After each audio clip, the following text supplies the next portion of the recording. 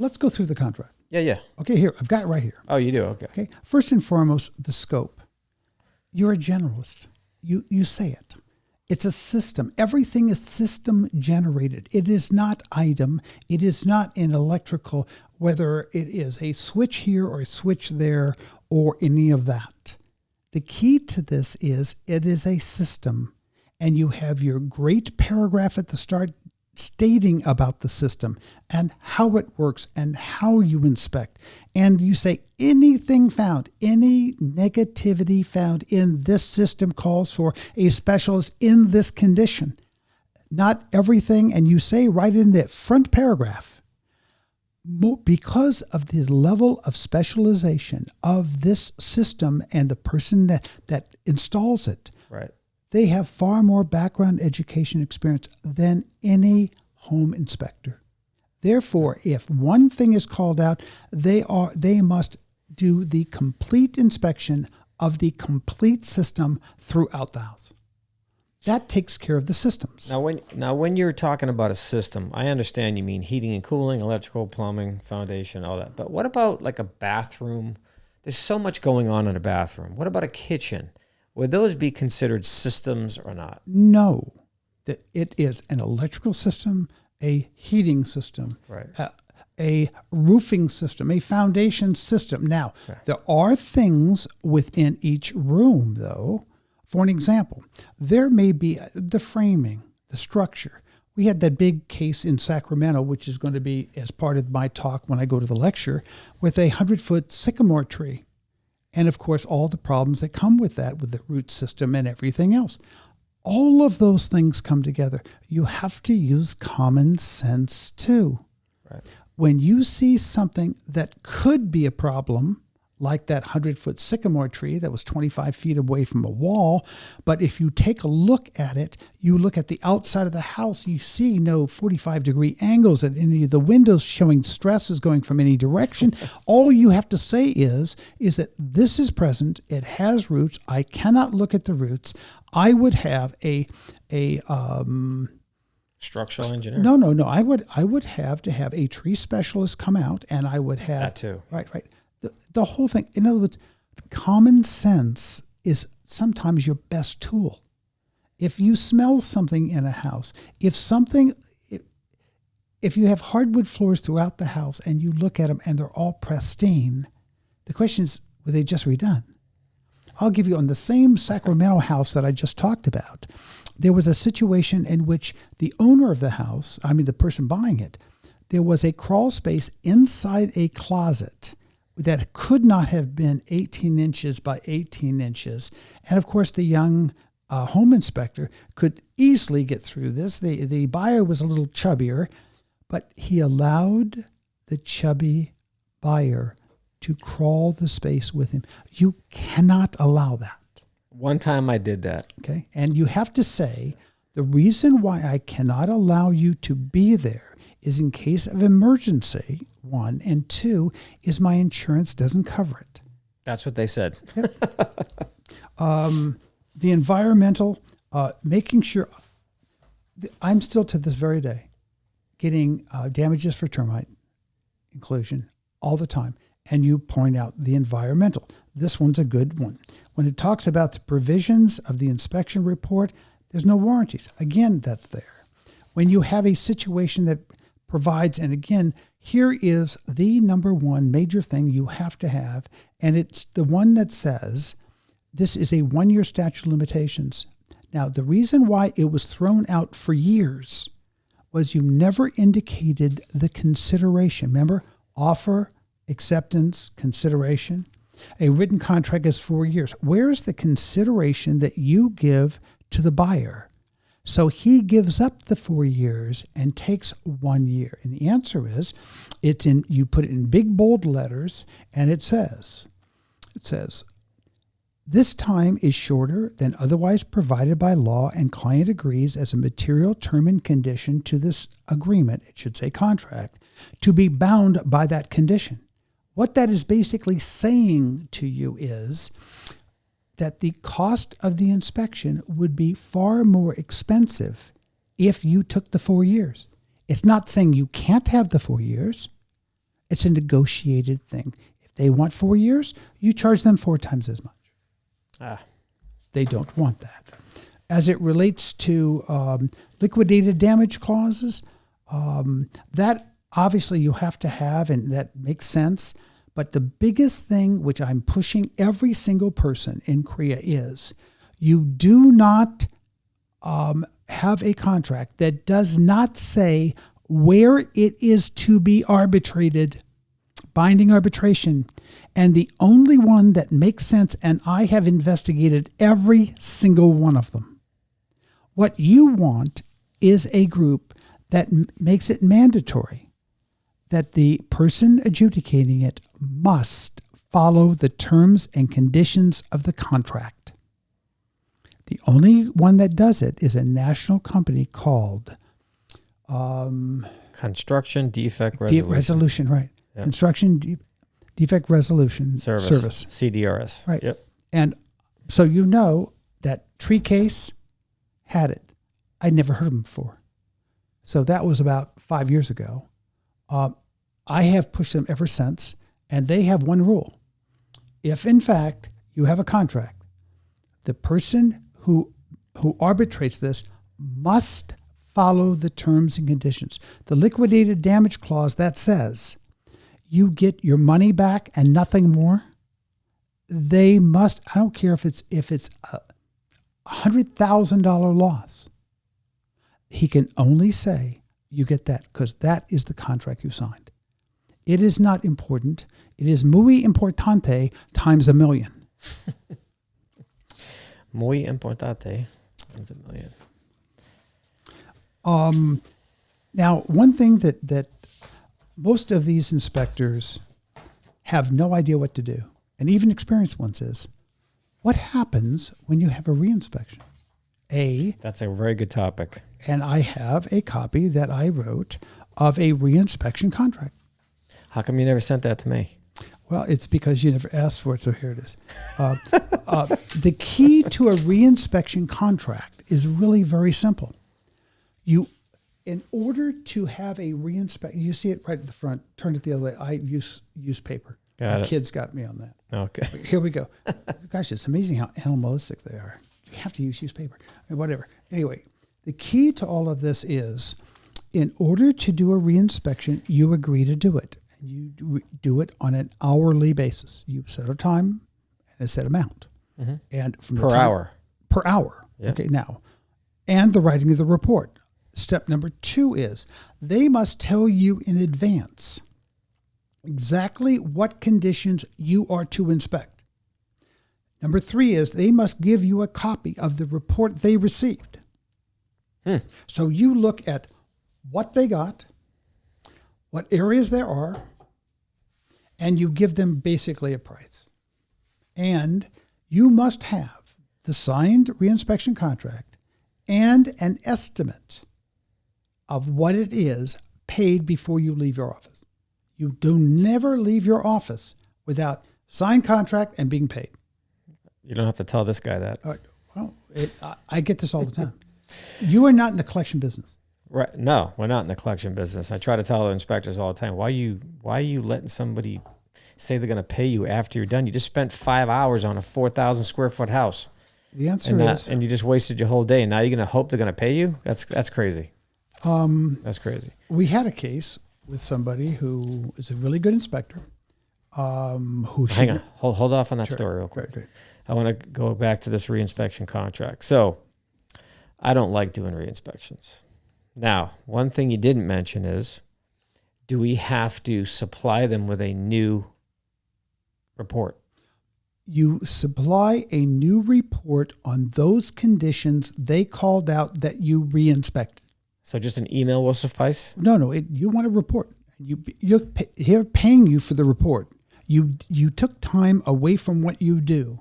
You could have done another inspection and made more money. No, you give them a full bill, nothing else. And it only covers what they requested. Not what they requested, what they wrote down on a sheet of paper that they sent to you and said, I want the electrical, the framing, the roof, the foundation. Whatever it is, they must write it down. And you say The way you get this information is you go to the report I wrote and say, give me these. So they go through the systems you have. Mm-hmm. They use the same form that you have. Everything is done the same way. Everything is generic to what you wrote. So let's take an example to make it simple. Let's assume that you have a quasi parapet wall, and there is a outside. What the hell is a quasi parapet wall? Okay, it is a parapet wall, but it has almost like an outer area that goes over the side, like you would have a regular like our little roof? Yeah, like a roof. Oh, got it. Okay. Like a curtain or an apron going around. Got it. And it would also have guttering systems. And this one, it's 35 feet above the ground. And supposedly, it's on a tile roof, but it does have a parapet side to it. And you had to go to the very end, step over the curtain apron to look inside the grate to look at it. And they expected the inspector to do that 30 feet up off the ground. No, I'm serious. They did. I believe that. Yeah, okay. Yeah, I believe you. That's crazy. So now, the reason why you brought that up is because why? Because that was one of the issues that came up in a reinspection. They wanted him to go up 30 feet and skydive.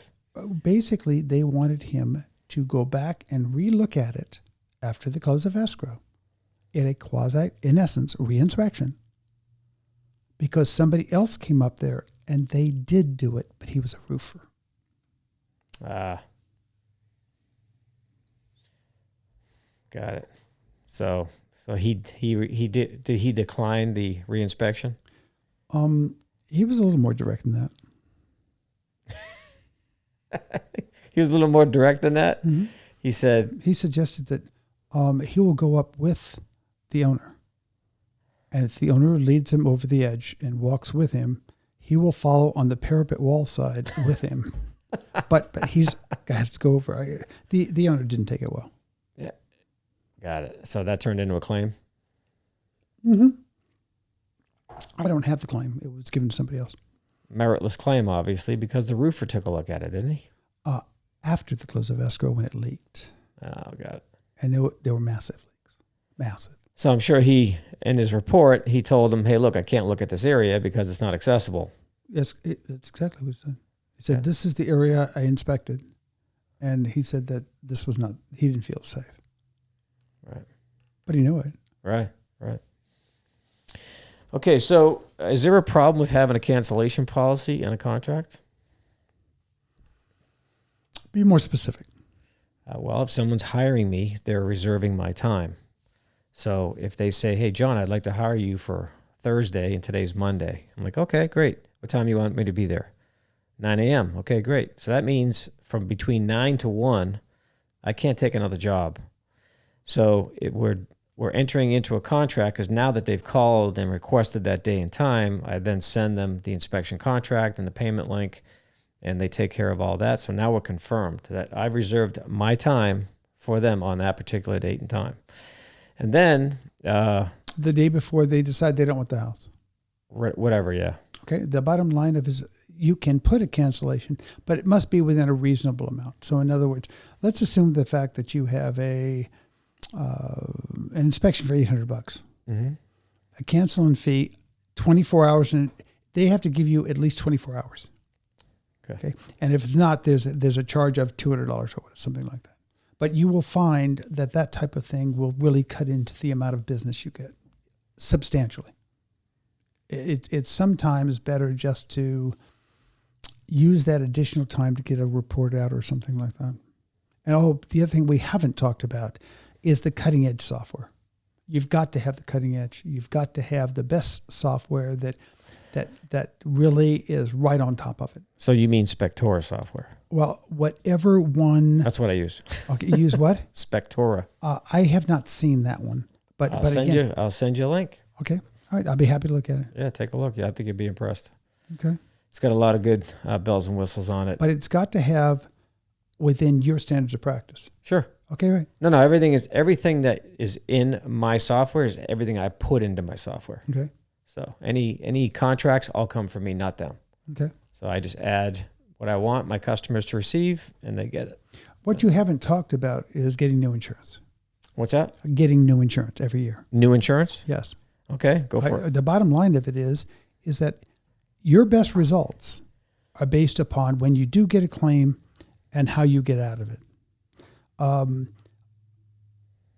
I would ask them, who do you use in this area, and et cetera. And if you don't like the firms, you say, no, our chapter uses this person. He lectures all the time, blah, blah, blah, blah, blah. Some insurance companies will do it. Some insurance companies won't. So there's an insurance company called, I can't think of the name right now. It is Scottsdale. National does all the rep work for Scottsdale. They do all the adjusted work. They do not allow, for an example, let's assume you're being deposed, and you're deposed on a case, and you need to stop, and you need to review your file to make sure you're ready. They don't pay an attorney to review. So in essence, an attorney, no matter how many cases, must know every single fact, every single event, when it was. Already, you cannot review your file for anything because they won't pay for it. They also classify everything on a computer program of what would be the reasonable charge for that. Now, remember, we have how many states, how many jurisdictions, how many sub-jurisdictions, how many special rules. They think that everyone should be combined and divided by that number.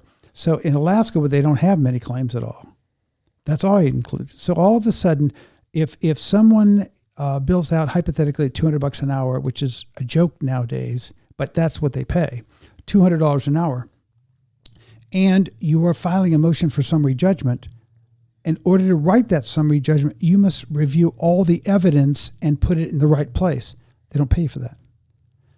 If you have a phone call from someone, it goes into a zone of, you called this person with their classification. Everything goes into a computer. Then they have a computer company that says, is this reasonable or is this not? And these people are non-lawyers. They don't know the case. Oh, yes. It's a joke. I've just eliminated one insurance company. I said, I'm not going to do it. Wow. Are you familiar with Inspector Pro Insurance? I am not. I've never had it in one of their cases. Check them out. I'll send you some information on them. I just had one of their guests on, like I mentioned in the previous podcast, and I learned a lot from it, and I got some good information, and it sounds to me like they're trying to be very proactive with their home inspectors to avoid claims, and they're really, really big on risk management, and they really put it out there constantly. Well, again, because the defense business is so hurting right now, everybody's getting into it. So again, the only way I would get into it is if somebody called them and said, our chapter or Los Angeles County or the Los Angeles Ventura County uses as their expert lawyer this person who's been doing it, and he writes our standards of practice. I'm going to recommend you. I'm going to recommend you because I don't think they know who you are. So they're out of Utah, I believe.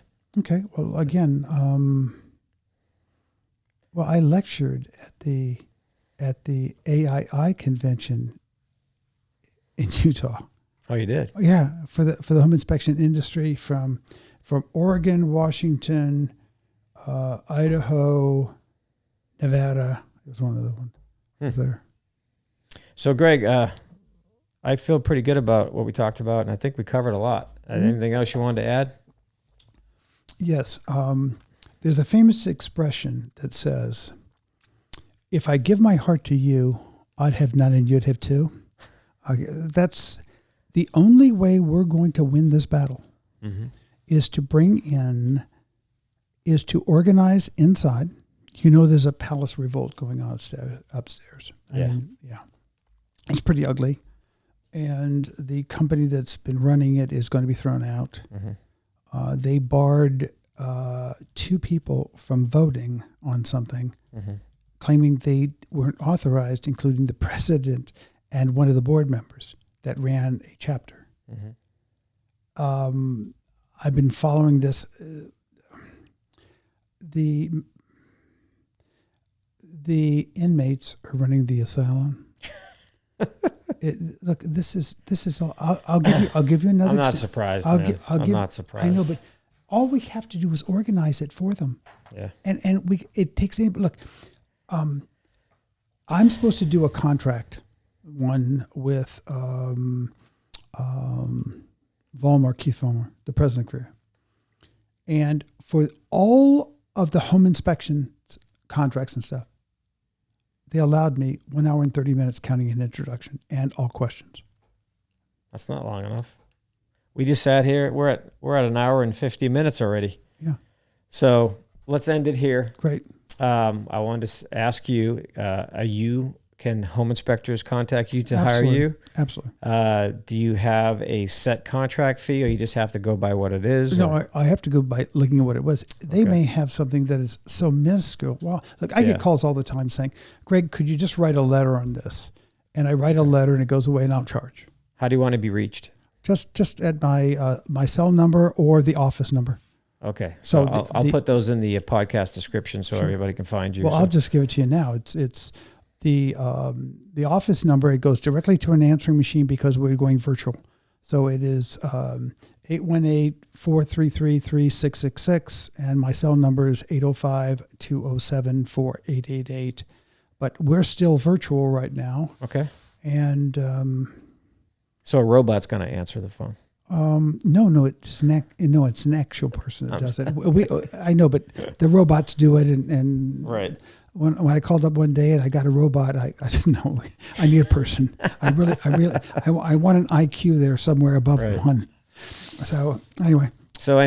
Sure. I want to thank you for coming on the show. Sure. I've been trying to get you on here for a while, but I just had to get my this is great together. This is I love the setup. I mean, this is my new setup. This is fun. This is my new setup. I had a very uncomfortable setup in the beginning because I was just getting into it, and I had people over that I could tell they were uncomfortable. I'm like, oh, I feel bad. So I just set this up. Yeah. I took everything out of this office and I just redid everything, put in a whole new desk, nice, comfortable chairs. I love it because we're just far enough apart. Yeah. It's great in here. The technology is really good. Yeah. By the way, I started my podcast from the advice of an actual client.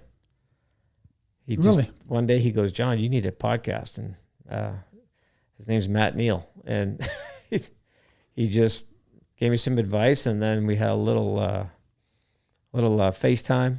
I'm sorry, not FaceTime, Zoom, Zoom, like 30-minute Zoom meeting. And he kind of was explaining to me, he goes, you got a lot of good information here. You need to share this. Great. So that's how I get started. Well, you got all the tools and stuff. Yeah, he showed me. He gave me some good pointers on what to buy, and then I kind of figured out the rest. So that's good stuff. Thanks for listening, everybody. Thanks for watching. Greg, say bye. Say goodbye. Yeah, that's your famous ending. Okay, John, say goodbye. Say goodbye. He always tells me to say goodbye when he's on the phone with me. Say goodbye. But anyway, that's it for me, John here from Home Inspection Authority, and thank you once again, Greg Pyfrom, the attorney for the home inspectors. If you need an attorney, call Greg. He knows what's up. I know all what's up. Yes. And of course, then again, I'm modest and I'm just low key and just lovable. That's it. All right. Talk to you later.